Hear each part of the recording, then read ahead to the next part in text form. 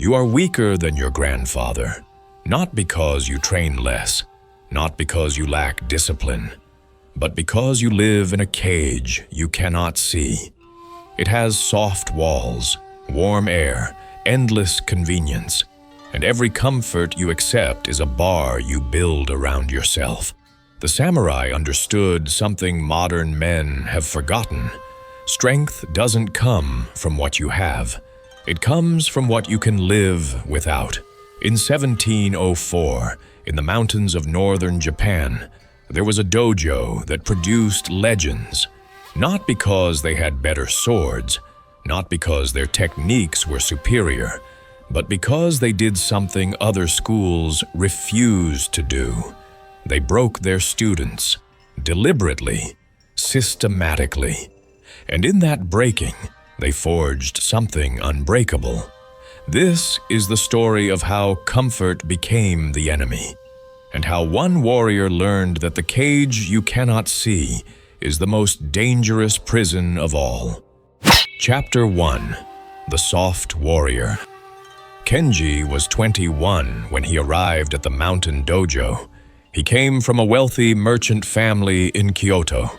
His father had paid handsomely for his training. Kenji wore fine silk under his hakama.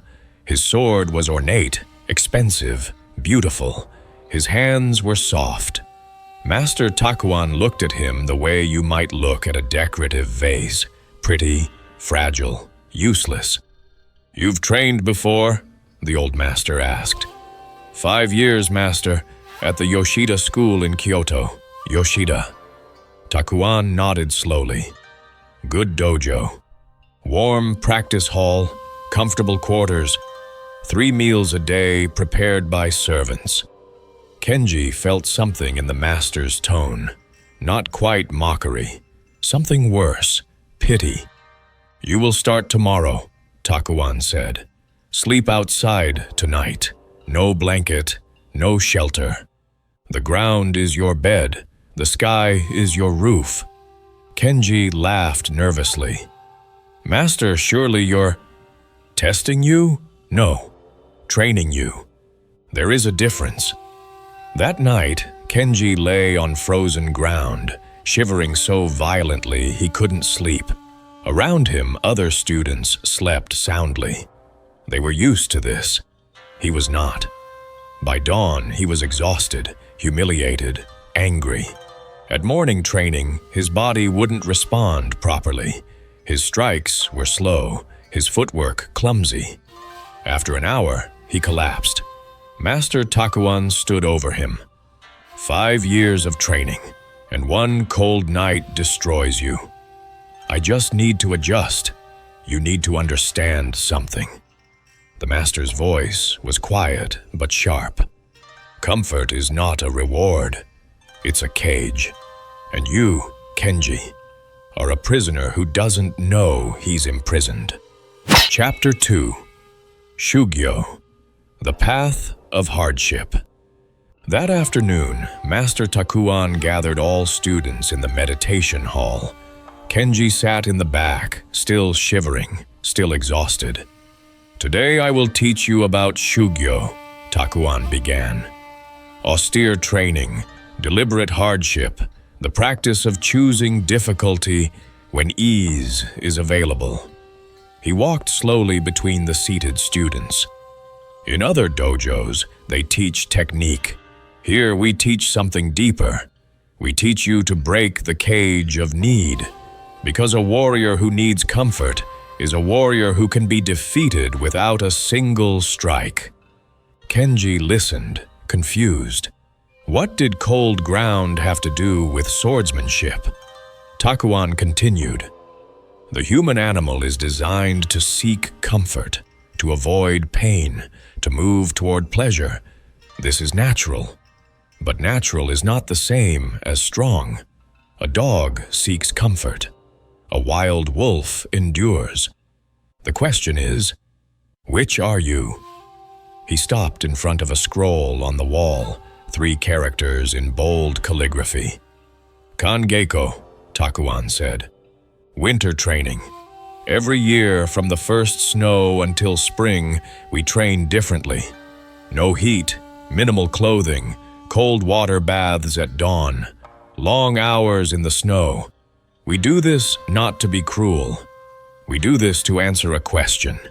Can you function when everything is hard? One student raised his hand. Master, how does freezing make us better swordsmen? It doesn't, Takuan said simply. It makes you better men. A swordsman who needs warmth fights differently in winter. A swordsman who needs food fights differently when hungry. A swordsman who needs comfort is always negotiating with his weakness. But a warrior who needs nothing, he is free. And freedom is the ultimate weapon. Kenji felt something shift in his understanding. This wasn't about fighting. This was about the mind underneath the fighting. The Spartans understood this, Takuan continued. The Stoics understood this. Miyamoto Musashi lived this. He slept in caves, wore rags, refused luxury even when offered. Not because he was ascetic, because he understood. Every comfort you accept is a weakness you create. Every need you develop is a handle for others to control you. The master sat in Seiza, formal kneeling position. Modern comfort is a recent invention. For thousands of years, humans endured cold, hunger, discomfort, and still built civilizations. Still created art, still trained warriors. But now men cannot sleep without perfect temperature, cannot eat without perfect flavor, cannot sit without entertainment. They have become soft. And softness is death wearing the mask of pleasure. Kenji thought about his life in Kyoto. The warm baths, the soft futon, the servants bringing tea at the perfect temperature. He had thought these were privileges. Now he wondered, were they chains? This month, Takuan announced, you will learn Misogi, purification through hardship, not punishment, practice. You will train your body to stop demanding comfort, and in that training, you will discover something. The cage was never real. You built it yourself, and you can break it any time you choose. Chapter 3. Breaking the Cage. Week 1. The Cold Water Ritual. At 4 a.m. before dawn, Master Takuan led the students to a mountain stream. The water was fed by snowmelt. Ice formed at the edges. You will stand in this water for 10 minutes, Takuan said. No movement, just breathing. Kenji stared at the stream. This was insane. One by one, students waded in. Kenji watched their faces contort, watched their breathing accelerate, but they stood, still, breathing. His turn. The cold was shocking. Not gradually cold, violently, immediately, completely cold. Every cell screamed to get out. His breathing became ragged. His legs shook. Control your breath, Takuan called from the shore. The cold is just sensation. You are adding the suffering with your resistance. Kenji tried to breathe slowly. The shaking didn't stop, but something else happened. After 3 minutes, his mind quieted. The internal screaming stopped. The cold remained, but the panic faded. He wasn't warm, but he wasn't drowning in discomfort either. After 10 minutes, Takuan signaled them out. Kenji's body was numb, but his mind was strangely clear. Alert, present. What did you learn? Takuan asked him. That I can endure more than I thought. No. You learned that your mind creates most of your suffering. The cold is just cold. You made it torture with your resistance. When you stopped resisting, the suffering decreased even though the cold remained. This became daily practice. Every morning before sunrise, the freezing water. And every morning, Kenji learned to resist less, to accept more, to function despite discomfort. Week 2, the hunger practice. This week, Takuan announced, you eat once per day, at sunset, 1 bowl of rice, nothing more. Kenji had never been truly hungry. By the second day, his stomach was a constant ache. By the third day, he felt weak. His training suffered. His strikes were slow. His mind was foggy. "Master," he said after the 4th day, "I cannot train properly. I'm too weak." Takuan looked at him. "You're not weak from lack of food. You're weak from lack of practice being hungry. There's a difference." That evening, Takuan told a story. Miyamoto Musashi once went 3 days without food before a duel. His opponent was well-fed, rested, comfortable. Musashi won in seconds. Why? Because his opponent had never learned to fight while uncomfortable. The discomfort distracted him. But Musashi? Discomfort was just weather. It didn't control him. By week's end, something remarkable happened. Kenji's training improved, not despite the hunger, because of it. His mind sharpened.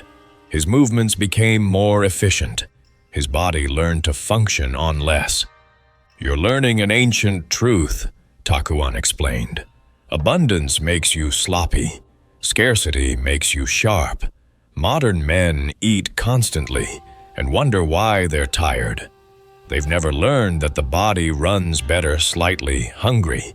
The mind thinks clearer, slightly uncomfortable." Week 3, the sleep deprivation.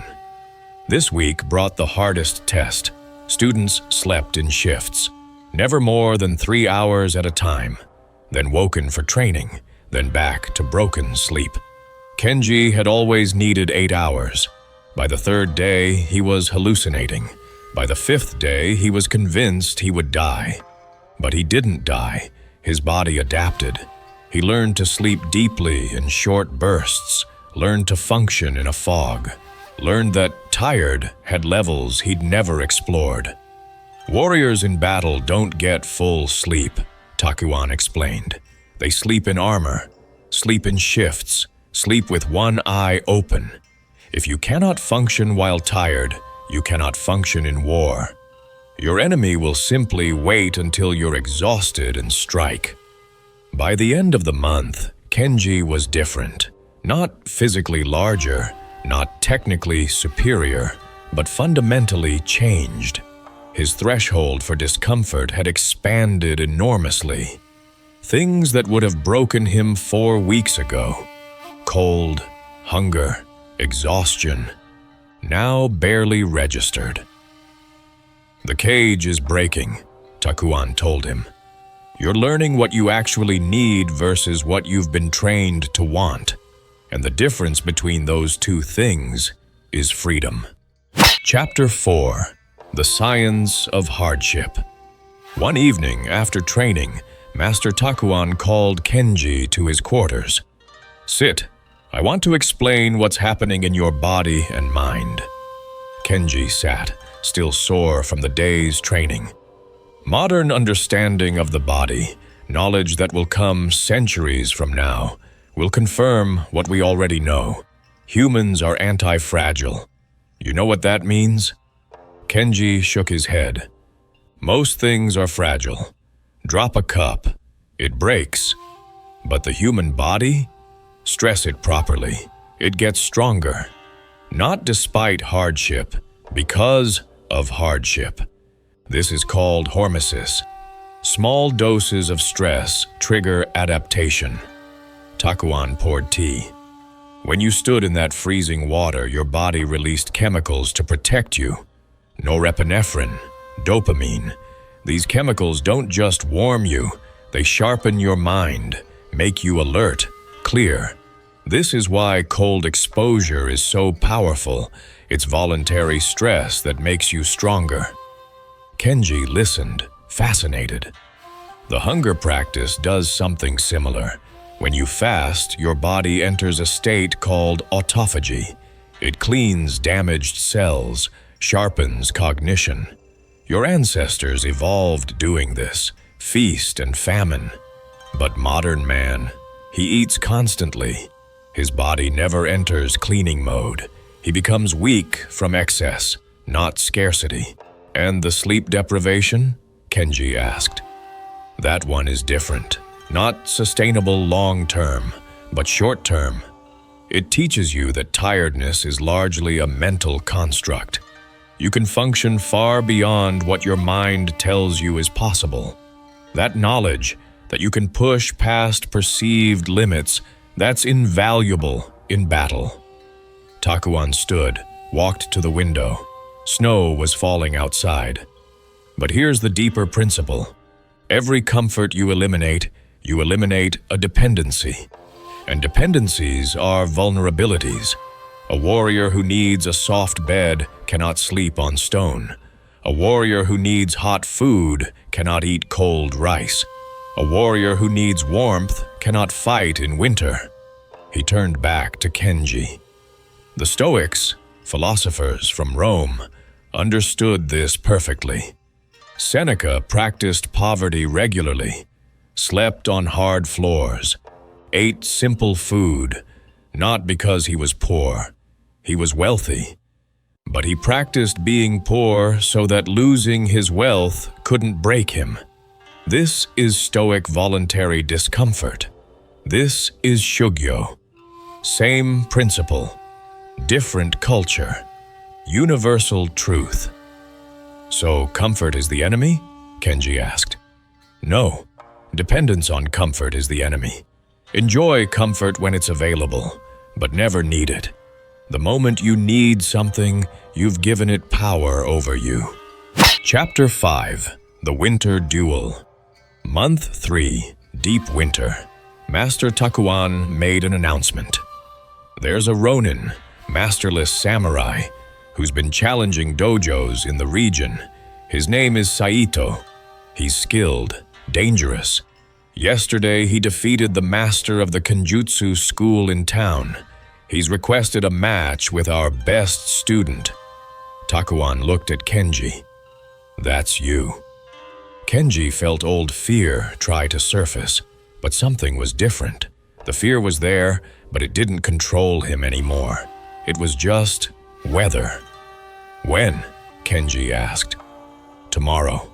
Dawn. In the valley.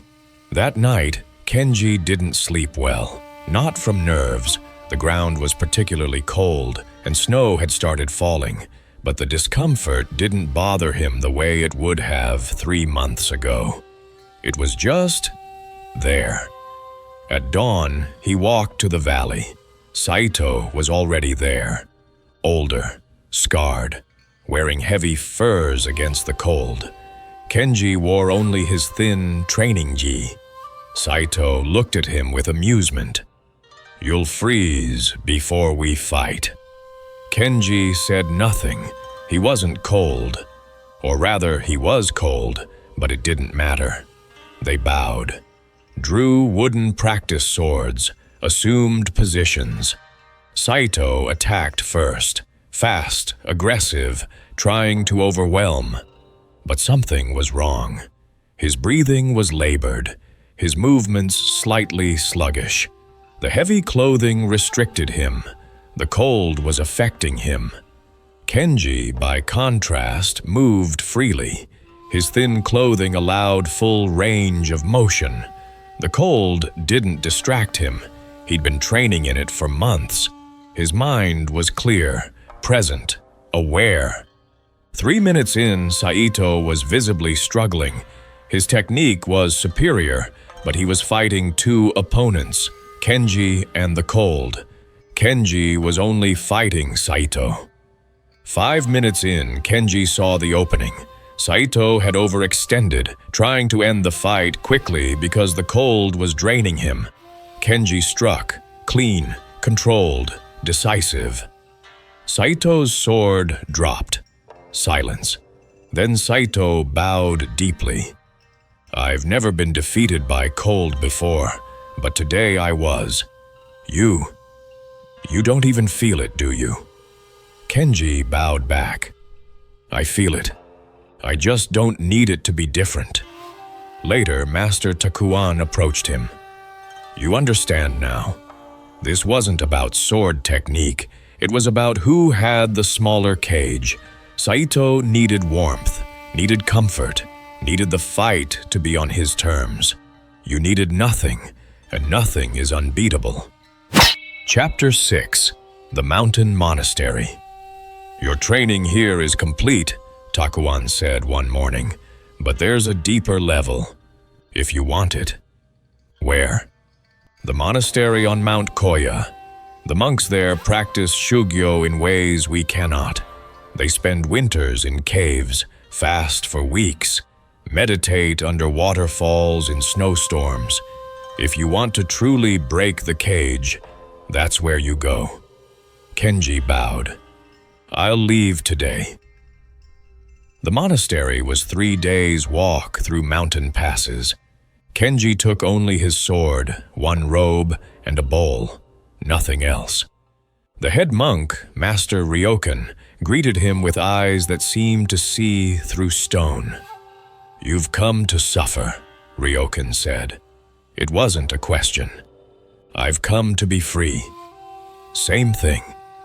The monastery schedule was brutal. Wake at 2 a.m. Sit in meditation until dawn in unheated halls. Cold water purification. 1 meal at noon, simple rice and vegetables. More meditation, more cold water. Sleep on wooden boards with no padding. Repeat. But the real training wasn't the schedule. It was the takigyo, waterfall meditation. Once per week, students would stand under a freezing waterfall, naked, for hours, chanting sutras. The water hammered down with enough force to break bones if you weren't positioned correctly. The cold was beyond anything Kenji had experienced. The first time, he lasted 10 minutes before staggering out, convinced he was dying. Master Ryokan watched without expression. You're still resisting. You're still asking the cold to stop. But it won't stop, so you must stop asking. The second time, Kenji tried something different. He stopped asking the experience to be different, stopped negotiating with reality, just stood there, breathing, present, accepting. 30 minutes, then an hour, then 2 hours. Something broke inside him. Not his will. The opposite. The part of him that had always said, "This is too much," simply dissolved. There was no too much. There was only what is, and what is can always be endured. After 3 months in the monastery, Kenji had transformed completely. His body was lean, hardened, efficient. His mind was clear, sharp, silent. But the real change was invisible. The cage was gone, completely. He no longer needed anything to be different than it was. Master Ryokan called him to his chambers. You came here weak, not physically. You were already trained, but you were a prisoner of comfort. Now you're free, but freedom brings responsibility. What responsibility? To teach others, to break their cages. Because most men live their entire lives in invisible prisons. They think comfort is the goal. They're wrong. Freedom is the goal, and freedom only comes through voluntary hardship. Chapter 7. The Cage of Need. Kenji returned to Master Takuan's dojo after 6 months away. The master looked at him and smiled. You're different. The monastery broke something in me. No. It revealed that nothing was ever broken. You were just imprisoned by your own needs. Now you're free. That freedom would be tested immediately. A plague swept through the region. Food became scarce. Winter turned brutal. Many dojos closed. Students left to find easier conditions. But Takuan's dojo continued, because his students had trained for exactly this. Kenji watched other warriors, technically skilled, properly trained, fall apart under hardship. They complained about the cold, obsessed over the food shortage, became irritable, unfocused, weak. But the students who had practiced Shugyo, they were calm, present, functional. The hardship didn't break them because they'd voluntarily chosen harder conditions in training. One day, a group of bandits attacked a nearby village. The local samurai were too weakened by hunger and cold to respond effectively. Takuan looked at Kenji. "Go." Kenji took 5 students. They found the bandits, 15 men, well-fed from stolen supplies, warm from stolen clothing. The bandits laughed when they saw 6 thin samurai in light clothing. "You're starving and freezing," the bandit leader said. "Go home before you die." Kenji drew his sword. "We're not starving. We're just not eating much. There's a difference." The fight was brief. The bandits, despite superior numbers and better physical condition, were undisciplined. They expected the cold and hunger to have weakened the samurai. But Kenji and his students fought as if nothing was different, because for them, nothing was different. Discomfort was just weather. After the bandits fled, a village elder approached. "How?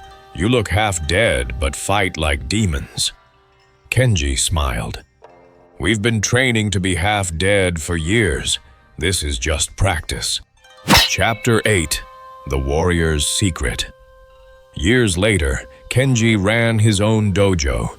He taught the same principles Takuan had taught him, and he began every training cycle with the same speech. "You are weaker than you should be, not because you don't train, but because you've never learned to break the invisible cage." A new student, young, eager, soft, raised his hand. "Master, what cage?" Kenji walked to the window. It was winter, snow falling, cold wind.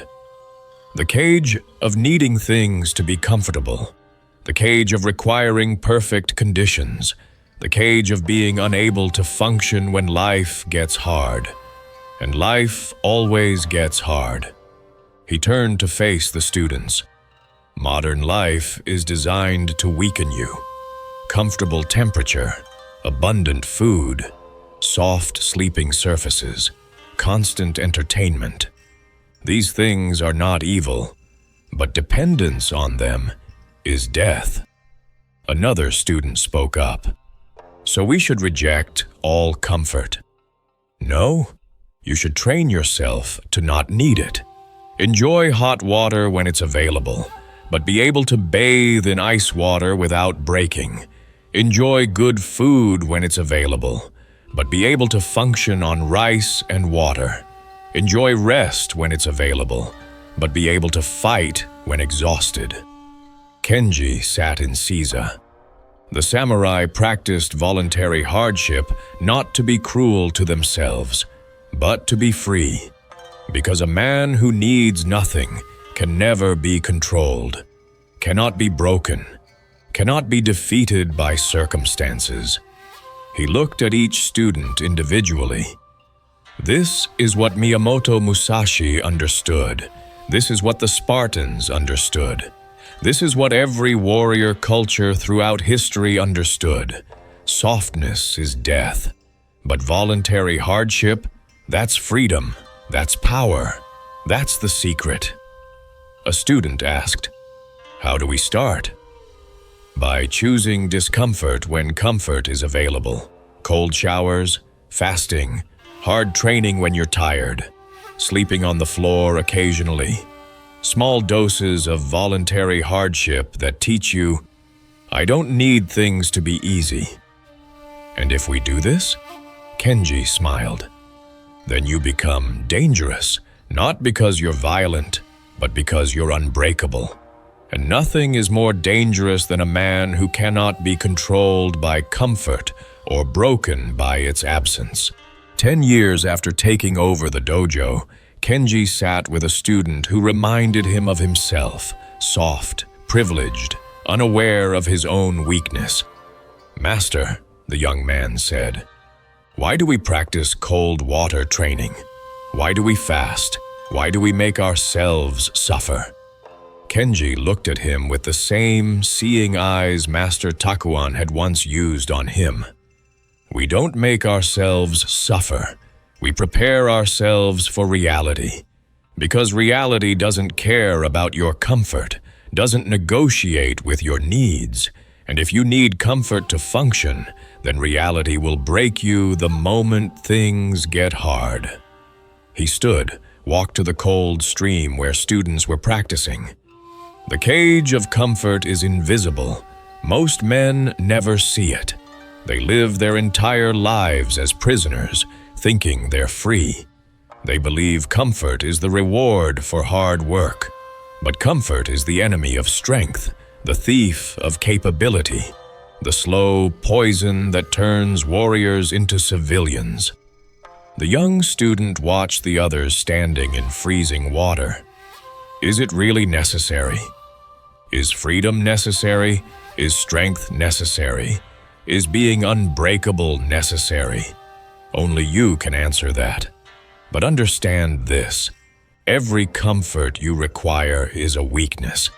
Every need you develop is a handle for life to control you with. Kenji placed a hand on the student's shoulder. "Your grandfather was harder than you, not because he wanted to be, because his life forced him to be. He lived through war, scarcity, hardship. It forged him. But you? You've lived in comfort. And comfort has made you weak, not your fault, but your responsibility to fix." He gestured toward the water. "That's why we practice voluntary hardship, because life will give you involuntary hardship eventually. Death, loss, struggle, suffering. And when it comes, will you break, or will you stand? Will you be free, or will you be a prisoner of needs you never knew you had?" The student looked at the freezing water, then back at his master. "I'm ready." "No, you're not, but that's why we train." As the young student waded into the cold stream, gasping, shaking, suffering, Kenji remembered his own first time. Remembered thinking he would die. Remembered learning he wouldn't. Remembered the moment the cage broke and freedom flooded in. And he thought, this is the practice, not just for us, for anyone, anywhere, anytime. The cage is always the same, and the key is always the same. Voluntary hardship, chosen difficulty, deliberate discomfort. Because the warrior who needs nothing can never be defeated, and the man who breaks his own cage is already free. This practice continues, not locked in ancient Japan, not limited to samurai, but available to anyone willing to choose hardship when comfort is available. To anyone ready to discover that strength doesn't come from what you have, it comes from what you can live without. Join us. Break your cage. Walk with warriors across time who understood comfort is a prison, and voluntary hardship is the key. Subscribe to Presence and Purpose for weekly warrior psychology, for ancient practices that build modern strength, for the discipline that breaks invisible cages, because the cage is real, but so is your freedom. The choice is yours.